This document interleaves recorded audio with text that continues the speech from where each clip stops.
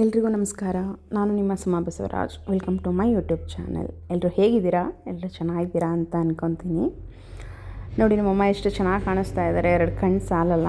ಎಲ್ಲರ ಫೋನಲ್ಲಿ ಎಲ್ಲರ ಕಣ್ಣಲ್ಲೆಲ್ಲ ಮಿಂಚೋಗ್ಬಿಟ್ಟಿದ್ದಾಳೆ ನಮ್ಮಮ್ಮ. ಇದು ಹುಣ್ಣಿಮೆ ದಿನ ಬಂಡಿ ಮತ್ತು ಕೊಂಡದ ಉತ್ಸವ ಹಬ್ಬ, ಅಂದರೆ ಕೊಂಡ ಬಂಡಿ ಹಬ್ಬ ಅಂತ ಹುಣ್ಣಿಮೆ ದಿನ ಮಾಡೋದು. ಸಂಕ್ರಾಂತಿ ಹಬ್ಬ ಆದಮೇಲೆ ಹುಣ್ಣಿಮೆ ಬರುತ್ತಲ್ಲ, ಆ ಹುಣ್ಣಿಮೆ ದಿನ ಅವತ್ತು ಎಷ್ಟು ಚೆನ್ನಾಗಿ ನಡೆಯುತ್ತೆ ನಮ್ಮೂರಲ್ಲಿ ಹಬ್ಬ ಅಂದರೆ ನೋಡೋಕ್ಕೆ 2 ಕಣ್ಣು ಸಾಲಲ್ಲ. ಪಟಾಕಿ ಸೌಂಡು, ದೇವರ ಅಲಂಕಾರ ಎಲ್ಲ ಪ್ರತಿಯೊಂದು ಅಷ್ಟೇ ತುಂಬ ಚೆನ್ನಾಗಿದೆ. ನೋಡಿ ಎಷ್ಟು ಚೆನ್ನಾಗಿದೆ. ಮೊದಲಿಗೆ ಇದು ಹುಣ್ಣಿಮೆ ದಿನ ಬಂಡಿ ಹಬ್ಬ ಅಂತ ಹೇಳಿ ಅವತ್ತು ದೇವಸ್ಥಾನದಲ್ಲಿ ಹೋಮ ಮಾಡಿ ದೇವರಿಗೆಲ್ಲ ಅಲಂಕಾರ ಮಾಡಿರ್ತಾರೆ. ಮನೆಗಳಲ್ಲಿ ಅಡುಗೆ ಮಾಡಿ ಜನರಿಗೆಲ್ಲ ಊಟ ಹಾಕೋದು. ಮಧ್ಯಾಹ್ನ ಮಾಡೋರು ಮಧ್ಯಾಹ್ನ, ರಾತ್ರಿ ಮಾಡೋರು ರಾತ್ರಿ ಮಾಡ್ತಾರೆ. ಆಮೇಲೆ ಇಲ್ಲಿ ಬಂಡಿ ನಡೆಯುತ್ತೆ. 1-3 ಗಂಟೆ ಮೇಲೆ ಬಂಡಿ ನಡೆಯುತ್ತೆ ನೋಡಿ. 2 ಬಂಡಿ ಎತ್ತುಗಳನ್ನ ಕಟ್ಕೊಂಡು ಓಡಿಸ್ತಾರೆ. ಈ ಕಡೆಯಿಂದ ಒಂದು, ಆ ಕಡೆಯಿಂದ ಒಂದು ಅಂತ ತುಂಬ ಚೆನ್ನಾಗಿ ನಡೆಯುತ್ತೆ. ಅಲ್ಲೇ ಕೆಳಗಡೆ ನಮ್ಮ ಊರಲ್ಲಿ ಮೇನ್ ರೋಡ್ ಇದೆ, ಕವಲಿ ಹತ್ರ, ಅಲ್ಲೇ ನಡೆಯೋದು. ಎಲ್ಲರೂ ಹೇಗೆ ಬಂದು ನಿಂತಿದ್ದಾರೆ ನೋಡಿ, ಎಲ್ಲರೂ ನೋಡೋಕ್ಕೋಸ್ಕರ. ವರ್ಷಕ್ಕೊಂದು ಸರಿ ನಡೆಯೋದಲ್ವ, ಹಾಗಾಗಿ ಪ್ರತಿಯೊಬ್ಬರು ನೋಡೋಣ ಅಂದ್ಕೊಂಡು ಬಂದು ನೋಡ್ತಾರೆ. ತುಂಬ ಚೆನ್ನಾಗಿ ನಡೆಯುತ್ತೆ.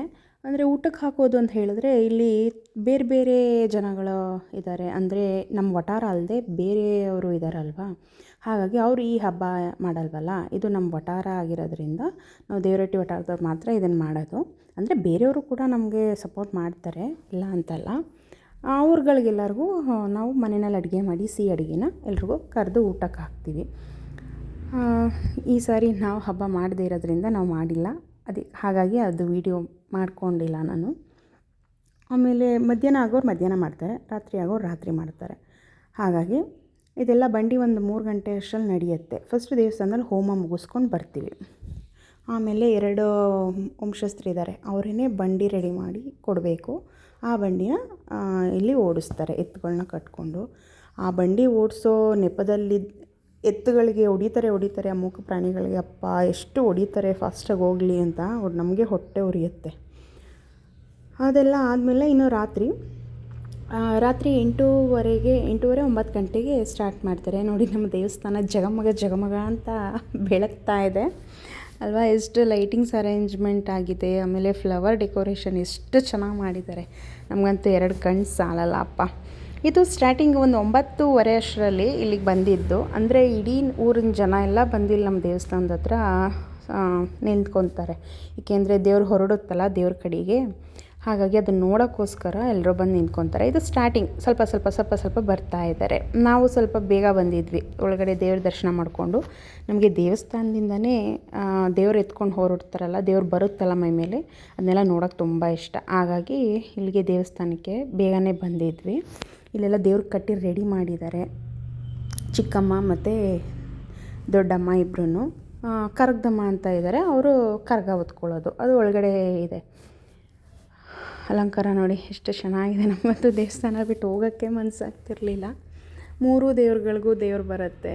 3 ಜನ ಗುಡ್ಡಪ್ಪ ಇದ್ದಾರೆ. ಅವ್ರು 3 ಜನ, ಕರಗದಮ್ಮ, ದೊಡ್ಡಮ್ಮ, ಚಿಕ್ಕಮ್ಮ, 3 ಜನ ಸೇರಿ ರಾಮಗಿರಿಯಮ್ಮ ಅಂತ ಹೇಳ್ತಾರೆ. ಅವ್ರು 3 ಜನ ಗುಡ್ಡಪ್ಪ ಇದ್ದಾರೆ. ಅವ್ರು 3 ಜನರ ಮೇಲೂ ದೇವ್ರು ಬರುತ್ತೆ. ಎಲ್ಲರೂ ಬಂದು ಸ್ಟಾಕ್ ಆಗ್ತಾ ಇದ್ದಾರೆ ಜನ ಎಲ್ಲರೂ. ನನ್ನ ಮಗ ವೀಡಿಯೋ ಮಾಡ್ತಾ ಇದ್ದ, ಕೊಡೋ ನನ್ನ ಕೈಲಿ ಅಂದ್ಬಿಟ್ಟು ಇಸ್ಕೊತಾ ಇದ್ದೆ. ಒಂದು 10 ಗಂಟೆ 9:30 ಅಷ್ಟರಲ್ಲಿ ದೇವರು ಹೊತ್ಕೊಂಡು ಹೊರಟ್ರೆ ಇನ್ನೂ ನಾಳೆ ಬೆಳಿಗ್ಗೆ ತನಕನೂ ಇರುತ್ತೆ ಫಂಕ್ಷನು. ಇವರು ಈರ್ ಮಕ್ಕಳು ಅಂತ ಹೇಳ್ತಾರೆ ನೋಡಿ. ಇವರು ಅಮ್ಮನಿಗೆ ಇವರು ಪದ ಹಾಡಿಕೊಂಡು ತಮಟೆ ಬಾರಿಸ್ಕೊಂಡು ಕುಣಿದ್ರೆ ಅಮ್ಮನಿಗೆ ಖುಷಿಯಾಗುತ್ತೆ ಅಂತ ಹೇಳಿ, ಅದಕ್ಕೆ ಇವ್ರನ್ನ ಪ್ರತಿ ವರ್ಷ ಕರೆಸ್ತೇವೆ. ಆಮೇಲೆ ಇನ್ನೊಂದು ನಾನು ಮಿಸ್ ಮಾಡಿದೆ. ಹಬ್ಬದ ಫಸ್ಟ್ ಸ್ಟೇಜ್ ಯಾವುದು ಅಂದರೆ, ಹಬ್ಬ ಒಂದು ವಾರ ಅಂತಲೇ ನಮಗೆ ಮಟನ್ ಕೊಡ್ತಾರೆ. ಅಂದರೆ ವರಿ ಮಟನ್ ಅಂತ, ವರಿ ಮಾಂಸ ಅಂತ ಕೊಡ್ತಾರೆ. ಅಮ್ಮನಿಗೆ ಬಲಿ ಕೊಟ್ಟು, ಅಮ್ಮನ ಮುಂದೆ ಅದನ್ನು ಒಂದು ಮರಿ ಬಲಿ ಕೊಟ್ಟು, ಅದನ್ನು ಪ್ರತಿಯೊಬ್ಬರಿಗೂ ನಮ್ಮ ಎಷ್ಟು ಕುಳ ಇದ್ದೀವಿ ನಾವು, 130 ಕುಳನೂ ಇದ್ದೀವಿ, ಅಷ್ಟು ಕುಳಕ್ಕೂ ಸಮವಾಗಿ ಎಷ್ಟು ಬರುತ್ತೆ ಅಷ್ಟು, 2 ಪೀಸ್ ಬಂದರೆ 2, 3 ಪೀಸ್ ಬಂದರೆ 3, ಆ ಥರ ಕೊಡ್ತಾರೆ. ಅದನ್ನು ಊಟ ಮಾಡ್ಕೊಂಡಾದ್ಮೇಲೆ ಎಲ್ಲನೇ ನಾವು ಮನೆಯೆಲ್ಲ ಕ್ಲೀನ್ ಮಾಡೋಕ್ಕೆ ಶುರು ಮಾಡೋದು. ಅದು ಊಟ ಮಾಡೋದು ಮನೆ ಕ್ಲೀನ್ ಮಾಡೋಕ್ಕೆ ಶುರು ಮಾಡಿದ್ಮೇಲೆ ನಾವಿನ್ನು ಮರುವಾರ ಆಗೋ ತನಕ ನಾವು ನಾನ್ ವೆಜ್ ತಿನ್ನೋ ಹಾಗಿಲ್ಲ. ಹಾಗಾಗಿ ಅಲ್ಲಿ ಪೂಜೆ ಮಾಡ್ತಾ ಇದ್ದಾರಲ್ಲ ಅವರು ಕರಗದಮ್ಮನ ಗುಡ್ಡಪ್ಪ ಅಂತ. ಅವರು ಫಸ್ಟು ಅಮ್ಮನ ಪೂಜೆ ಮಾಡಿ ಅವ್ರಿಗೆ ಫಸ್ಟು ದೇವ್ರು ಬರೋದು. ಕರಗದಮ್ಮ ಬರ್ತಾರೆ ನೋಡಿ. ಅವ್ರಿಗೆ ಮೈ ರೋಮಾಂಚನ ಆಗುತ್ತೆ ಒಟ್ಟಿನಲ್ಲಿ ಇದನ್ನು ನೋಡೋಕ್ಕೆ. ನೋಡ್ತಾ ಇದ್ದರೆ ನಮಗೆ ಮೈ ರೋಮಾಂಚನ ಆಗುತ್ತೆ. ಯಾವ ಥರ ಅಮ್ಮ ಬಂದಿದ್ದಾರೆ ನೋಡಿ. ಇವಾಗ ಅವರು ಧೂಪದಲ್ಲಿ ಪೂಜೆ ಮಾಡುವಾಗ ಧೂಪ ಹಾಕುವಾಗಲೇ ಅಮ್ಮ ಮೈ ತುಂಬಿಡ್ತಾಳೆ. ಸಾಲದಕ್ಕೆ ಇಲ್ಲಿ ಇವರೆಲ್ಲರೂ ಪದ ಹೇಳ್ಕೊಂಡು ಡ್ಯಾನ್ಸ್ ಮಾಡ್ತಾ ಇರ್ತಾರಲ್ಲ, ಅದರಿಂದ ಅರ್ಥ ತುಂಬ ಖುಷಿಯಾಗುತ್ತೆ. 3 ಜನ ಗುಡ್ಡಪ್ಪವ್ರ ಮೇಲೂ ದೇವ್ರು ಬರುತ್ತೆ. ಹೆಚ್ಚು ಕಡಿಮೆ 1 ಲಕ್ಷದ ತನಕ ಪಟಾಕಿ ಹೊಡಿತಾರೆ. 1 ಲಕ್ಷದ ಮೇಲೆ ಆಗಿರುತ್ತೆ ಅಂದ್ಕೊಳ್ಳಿ. ಅಷ್ಟು ಪಟಾಕಿ. ಅಮ್ಮನಿಗೆ ಪಟಾಕಿ ಸದ್ದು, ತಮಟೆ ಸದ್ದು ಅಂದ್ರೇ ತುಂಬ ಇಷ್ಟ. ಹಾಗಾಗಿ ನೋಡಿ, ಅವರು ಕರಗದಮ್ಮ. ಅವರು ತಲೆ ಮೇಲೆ ಕರಗ ಹೊತ್ಕೊಂಡು ಕೈಯಲ್ಲಿ ಮುಟ್ಟಲ್ಲ, ಆ ಥರ ಹಿಂದೆ ಮುಂದೆ ವಾಲಾಡ್ತಾನೆ ಇರ್ತಾರೆ. ಆದರೂ ತಲೆ ಮೇಲೆ ಕರಗ ಇರುತ್ತೆ. ತಲೆ ಮೇಲೆ ಕರಗ ಇದ್ರೂ ಅದೇ ಥರ ಇರ್ತಾರೆ. ಅಂದರೆ ಕರಗ ಇವಾಗ ಹೊತ್ತಿಲ್ಲ, ಇವಾಗ ಹೊತ್ಕೊಳ್ಳಲ್ಲ. ಅವ್ರು ಆ ಕಡೆಯಿಂದ ದೇವರು ಹೂವು ಅಂಬಾಳೆ ಆಗಿ ಬರುತ್ತಲ್ಲ, ಆ ದೇವ್ರ ಕಡೆಯಿಂದ ಆವಾಗ ಹೊತ್ಕೊಳ್ಳೋದು. ಈ ಕಡೆಯಿಂದ ಬರೀ ಚಿಕ್ಕಮ್ಮ ದೊಡ್ಡಮ್ಮ ಮಾತ್ರ ದೇವ್ರನ್ನ ಹೊತ್ಕೊಂಡು ಹೋಗೋದು. ಈಗ ಫಸ್ಟ್ ಇವ್ರಿಗೆ ಬಂದಿದೆ, ನೆಕ್ಸ್ಟು ದೊಡ್ಡಮ್ಮ ಅವ್ರಿಗೆ ಬರುತ್ತೆ. 1.5-2 ಕಿಲೋಮೀಟ್ರಷ್ಟಿದೆ ಇಲ್ಲಿ ದೇವಸ್ಥಾನದಿಂದ. ಅಲ್ಲಿ ದೊಡ್ಡಕಾವಲಿ ಅಂತ ಅಲ್ದ್ರಿಂದ ಕೆಳಗಡೆ ಅಲ್ಲಿ ದೇವ್ರ ಕಡ ಅಂತ ಹೇಳ್ತಾರೆ ಅಲ್ಲಿ. ಅಂದರೆ ಈಗ ಇಲ್ಲಿಂದ ದೇವರೆಲ್ಲ ಹೋಗ್ತಾರಲ್ಲ, ದೇವ್ರ ಜೊತೆ ಈರು ಮಕ್ಕಳು, ಆಮೇಲೆ ಬಾಯಿ ಬೀಗ ಇದ್ದಾರೆ, ಬಾಯಿ ಬೀಗ ಚುಚ್ಚಿದ್ದಾರೆ ಇವಾಗ. ಅವರು ಬಾಯಿ ಬೀಗದವರು ಎಲ್ಲರೂ ಒಂದು ಸುಮಾರು ಜನ ಎಲ್ಲ ಅಲ್ಲಿಗೆ ಹೋಗ್ತಾರೆ. ಅಲ್ಲಿಗೆ ಹೋಗಿ ಅಲ್ಲಿ ಒಂದು ಮಧ್ಯರಾತ್ರಿ ಹೋಗೋಷ್ಟರಲ್ಲೇ ಅಲ್ಲಿಗೆ 1 ಗಂಟೆ ಆಗುತ್ತೆ. ನಿಧಾನ ನಡ್ಕೊಂಡು ದೇವ್ರು ನಿಧಾನಕ್ಕೆ ಬರಬೇಕಲ್ಲ, ನಿಧಾನಕ್ಕೆ ಹೋಗಲ್ಲಿ ತಲುಪೋಷ್ಟರಲ್ಲೇ ಒಂದು 12:30-12:45 ಆಗುತ್ತೆ. ಆಮೇಲೆ 1:30 ತನಕ ಸ್ವಲ್ಪ ಅಲ್ಲೇ ರೆಸ್ಟ್ ಮಾಡ್ತಾರೆ ಕೂತ್ಕೊಂಡು. ಎಲ್ಲ ಇಲ್ಲಿಂದ ಹೋಗಿರ್ತಾರಲ್ಲ ಪಾಪ ಈರು ಮಕ್ಕಳೆಲ್ಲ ಇಲ್ಲಿಂದನೂ ಕುಣ್ಕೊಂಡೇ ಹೋಗಿರ್ತಾರೆ, ಪದ ಆಡ್ಕೊಂಡೇ ಹೋಗಿರ್ತಾರೆ, ತಮಟೆ ಬಡಿತಾನೇ ಇರ್ತಾರಲ್ಲ. ಒಂದು 1/2 ಅವರ್ ರೆಸ್ಟ್ ಮಾಡ್ತಾರೆ. ಆ ರೆಸ್ಟ್ ಮಾಡಿದ್ಮೇಲೆ ಮತ್ತೆ 1:30ಗೆ ಅಲ್ಲಿ ದೇವರಿಗೆಲ್ಲ ಹೊಂಬಾಳೆ ಧರಿಸಿ, ಮತ್ತೆ ಹೊಸದು ಹೂವೆಲ್ಲ ಧರಿಸಿ ಎಲ್ಲ ಹೊಸದಾಗಿ ಮತ್ತೆ ಪೂಜೆ ಮಾಡಿಕೊಂಡು, ಅಂದರೆ ಹಳೆ ಹೂವು ಏನು ತೆಗಿಯಲ್ಲ, ಇಲ್ಲಿಂದ ಹಾಕ್ಕೊಂಡು ಹೋಗಿರೋದನ್ನ ಅದ್ರ ಜೊತೆಗೇ ಮತ್ತೆ ಹೊಸ ಹೂಗಳು, ಹೂವಂಬಾಳೆ ಅಂತ ಹೇಳ್ತಾರಲ್ವ, ಅದಕ್ಕೆ ಹೊಂಬಾಳೆ ಎಲ್ಲನೂ ಅದಕ್ಕೆ ಸೇರಿಸ್ತಾರೆ ದೇವ್ರಿಗೆ. ಎಲ್ಲ ಸೇರಿಸಿ ಎಲ್ಲ ಮತ್ತೆ ದೇವ್ರು ಬಂದು ದೇವ್ರನ್ನ ಹೊತ್ಕೊಂಡು ಅಲ್ಲಿಂದ ಇಲ್ಲಿ ನಮ್ಮದು ಬಸವನ ಗುಡಿ ಅಂತ ಇದೆ, ಅಲ್ಲಿಗೆ ಬರ್ತಾರೆ. ಅಲ್ಲಿ ಕೊಂಡ ನಡೆಯುತ್ತೆ.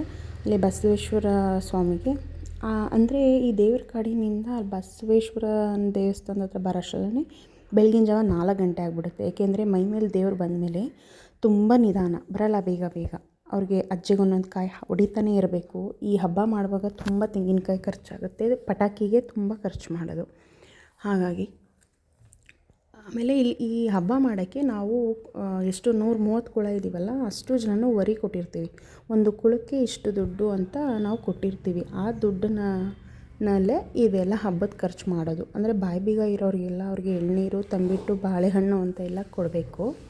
ಅದೆಲ್ಲ ಕೊಡೋಕ್ಕೆ, ಈ ಲೈಟಿಂಗ್ಸ್ಗೆ, ಅಡುಗೆ ಮಾಡಿ ಇಡೀ ಊರಿಗೆ ಊಟ ಕೊಡ್ತೀವಿ, ಆ ಖರ್ಚಿಗೆ ಎಲ್ಲದಕ್ಕೂ ಕೂಡ ಅದೇ ದುಡ್ಡಲ್ಲೇ ಮಾಡೋದು. ಅಂದರೆ 2,500-3 ಸಾವಿರದ ಬೀಳುತ್ತೆ. ಈ ಸಾರಿ ಏನೋ 2,500 ಅಂತ ಹೇಳಿದ್ದಾರೆ. ಆ ಥರ ಆ ದುಡ್ಡನ್ನಲ್ಲೇ ಪ್ರತಿಯೊಬ್ಬರು ಕೊಟ್ಟಿರ್ತೀವಲ್ಲ, ಆ ದುಡ್ಡಲ್ಲೇ ಇದೆಲ್ಲ ಖರ್ಚು ಮಾಡೋದು. ನೋಡಿ, ಇಲ್ಲಿ ದೊಡ್ಡಮ್ಮ ಅವ್ರಿಗೆ ಬಂದಿದೆ, ದೊಡ್ಡಮ್ಮ ಅವ್ರಿಗೂ ದೇವ್ರು ಬಂದಿದೆ. ಈಗ ಚಿಕ್ಕಮ್ಮ ಕೊನೆ 3ನೇ ಗುಡ್ಡಪ್ಪ ಅವರು, ಚಿಕ್ಕಮ್ಮ ಬರ್ತಾರೆ ಈಗ ಅವ್ರ ಮೇಲೆ. 3 ಜನರ ಮೇಲೆ ಬಂದಮೇಲೆ ದೇವ್ರನ್ನ ಹೊತ್ಕೊಂಡು, ಕರಗದಮ್ಮ ಒಬ್ಬರು ಬಿಟ್ಟು ಇನ್ನಿಬ್ರಿಗೂ ದೇವ್ರು ಹೊತ್ಕೊಂಡು ದೇವ್ರ ಕಡೆ ಹೊರಡ್ತೀವಿ. ಅವ್ರ ಹಿಂದೆ ಜನಗಳ ಸಾಲು ಹೇಗೆ ಬರ್ತಾರೆ ಅಂದರೆ ಹಬ್ಬ 2 ಕಣ್ಣು ಸಾಲಲ್ಲ ನೋಡೋಕ್ಕೆ. ಆಮೇಲೆ ಹಾಗಾಗಿ ದೇವರು ಬರೋದು ಲೇಟ್ ಆಗುತ್ತೆ. 1:30ಗೆ ಅಲ್ಲಿ ದೊಡ್ಡಕಾವಲಿ ಹತ್ರ ದೇವ್ರಿಗೆ ಹೂವಂಬಾಳೆ ಮಾಡಿಕೊಂಡು ದೇವ್ರನ್ನ ಎತ್ಕೊಂಡು ಮೆರವಣಿಗೆ ಹೊರಟ್ರಿ. ಬೆಳಗಿನ ಜಾವ 4 ಗಂಟೆ ಆಗುತ್ತೆ ಅಲ್ಲಿ ಬಸವನ ದೇವಸ್ಥಾನದ ಹತ್ರ ಬರೋಷ್ಟರಲ್ಲಿ. ಅಲ್ಲಿ ಬಂದು ಅಲ್ಲಿ ಒಂದು ಅರ್ಧ ಗಂಟೆ ರೆಸ್ಟ್ ಮಾಡ್ತಾರೆ. ಅವರು ಈರು ಮಕ್ಕಳಿಗೆಲ್ಲ ಸ್ವಲ್ಪ ರೆಸ್ಟ್ ಸಿಗಲಿ ಅಂತ. ಆಮೇಲೆ 4:15-5 ಗಂಟೆ ಅಷ್ಟರಲ್ಲಿ ಮತ್ತೆ ಎಲ್ಲರೂ ಬಸವೇಶ್ವರ ಸ್ವಾಮಿಗೆ ಪೂಜೆ ಮುಗಿಸ್ಕೊಂಡು ಅಲ್ಲಿ ಕೊಂಡ ಬೇಯ್ತಾ ಇರುತ್ತೆ. ಆ ಕೊಂಡ ಅಂದರೆ ದೇವರು ಇಲ್ಲಿಂದ ಹೋಗುವಾಗಲೇ ಹೋಗಿ ಅಲ್ಲಿ ಬಸವೇಶ್ವರ ದೇವಸ್ಥಾನದ ಹತ್ರ ಕೊಂಡಕ್ಕೆ ಸೌದೆ ಇಟ್ಟಿರ್ತಾರಲ್ಲ, ಅಲ್ಲಿಗೆ ಬೆಂಕಿ ಹಾಕ್ಬಿಟ್ಟು ಹೋಗಿರ್ತಾರೆ. ದೇವರು ಆ ಕಡೆಯಿಂದ ಬರೋಷ್ಟರಲ್ಲಿ ಅದೆಲ್ಲ ಬೆಂದು ಅದು ಕೊಂಡಕ್ಕೆ ರೆಡಿಯಾಗಿರುತ್ತೆ. ಅಂದರೆ ಹಸಿ ಹುಣಸೆ ಮರನೇ ಅಲ್ಲಿಗೆ ಹಾಕೋದು. ಹಸಿ ಮರನೇ ಬೆಂದು ಕೊಂಡ ರೆಡಿಯಾಗಿರುತ್ತೆ. ಅದೇನೇ ಅಲ್ವಾ ಆಶ್ಚರ್ಯ, ನಂಬೋಕ್ಕಾಗಲ್ಲ. ಅದೇ ನಂಬಲೇಬೇಕು, ನಮಗಂತೂ ತುಂಬ ನಂಬಿಕೆ ಇದೆ. ಆಮೇಲೆ ಅಲ್ಲಿ ಕೊಂಡ ಹಾಯ್ಕೊಂಡು ಎಲ್ಲ ಗುಡ್ಡಪ್ಪ ದೇವ್ರುಗಳೂ ಆಮೇಲೆ ಊರಿಗೆ ಮೆರವಣಿಗೆ ಬರುತ್ತೆ. ಊರಲ್ಲಿ ಉದ್ದಕ್ಕೂ ಎಲ್ಲರೂ ಪೂಜೆ ಮುಗಿಸ್ಕೊಂಡು ಆಮೇಲೆ ದೇವಸ್ಥಾನದ ಹತ್ರ ಬಂದು ದೇವ್ರು ಎಳ್ಕೋದು. ಈಗ ನೋಡಿ ಎಲ್ಲ ಗುಡ್ಡಪ್ಪ ಅವ್ರಿಗೂ ದೇವ್ರು ಬಂದಾಯಿತು. ಎಲ್ಲರಿಗೂ ದೇವರು ಹೊರಿಸ್ತಾ ಇದ್ದಾರೆ ನೋಡಿ. ಒಬ್ರಿಗೆ ಚಿಕ್ಕಮ್ಮ, ಒಬ್ಬರು ದೊಡ್ಡಮ್ಮ. ಇಲ್ಲಿ ಮುಂದೆ ಹೊರಿಸ್ತಾ ಇರೋದು ದೊಡ್ಡಮ್ಮ, ಆ ಕಡೆ ಚಿಕ್ಕಮ್ಮ. ಕರಗದಮ್ಮನ ಹೂವಂಬಳೆ ಆದಮೇಲೆ ಅಲ್ಲಿ ದೇವ್ರ ಕಡೆಯಲ್ಲಿ ಹೊತ್ಕೊಳ್ಳೋದು. ಹೊತ್ಕೊಂಡು ಪಟಾಕಿ ಹೊತ್ಕೊಳ್ಳೋದು.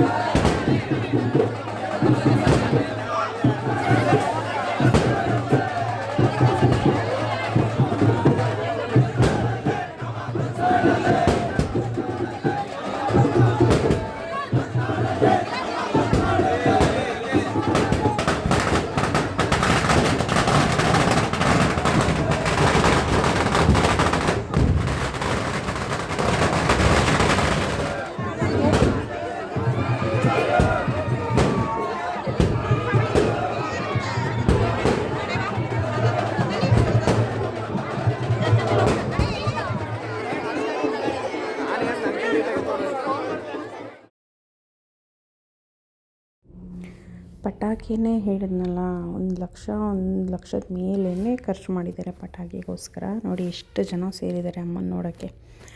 10:30 11 ಗಂಟೆ ಆದರೂ ಕೂಡ ಅಷ್ಟೇ ಜನ ಬಂದು ಸೇರ್ತಾರೆ. ತುಂಬ ಚೆನ್ನಾಗಿ, ತುಂಬ ಇಂಟ್ರೆಸ್ಟಿಂಗಾಗಿ ನೋಡ್ತಾರೆ. ನಮಗಂತೂ ತುಂಬ ಖುಷಿ. ಅದರಲ್ಲೂ ನಮ್ಮ ಮನೆ ದೇವರಾಗಿರೋದ್ರಿಂದ ನಮಗೆ ಅಷ್ಟು ನಂಬಿಕೆ ಇದೆ. ಅಂದರೆ ಇದು ತುಂಬ ಲಾಂಗ್ ವೀಡಿಯೋ ಆಗುತ್ತೆ ಅಂತ ಹೇಳಿ 2 ವೀಡಿಯೋ ಮಾಡಿದ್ದೀನಿ, ಪಾರ್ಟ್ 1 ಪಾರ್ಟ್ 2 ಅಂತ. ಹೀಗೆ ನೋಡ್ತಾ ಇರಿ, ಪಾರ್ಟ್ 2 ಬೇಗ ಬರುತ್ತೆ. ಎಲ್ರಿಗೂ ಇಷ್ಟ ಆಗಿದೆ ಅಂತ ಅಂದ್ಕೊತೀನಿ. ಇನ್ನು ಯಾರು ಸಬ್ಸ್ಕ್ರೈಬ್ ಮಾಡ್ಕೊಳ್ಳದೆ ವೀಡಿಯೋ ನೋಡ್ತಿದ್ದೀರಾ, ಪ್ಲೀಸ್ ಸಬ್ಸ್ಕ್ರೈಬ್ ಮಾಡ್ಕೊಂಡು ವೀಡಿಯೋ ನೋಡಿ. ಹೋಗಿ ಬರಲಾ? ಬಾಯ್.